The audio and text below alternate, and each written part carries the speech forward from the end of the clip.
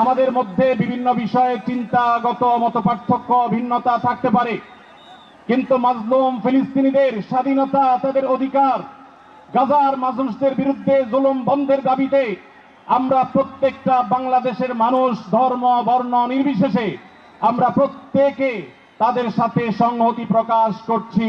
ভৌগোলিকভাবে আমরা ফিলিস্তিন থেকে অনেক দূরে হতে পারি, কিন্তু আজকের এই জনসমুদ্র প্রমাণ করে আমাদের এক একজনের হৃদয়ে বুকের ভেতরে বাস করে এক একটা ফিলিস্তিন।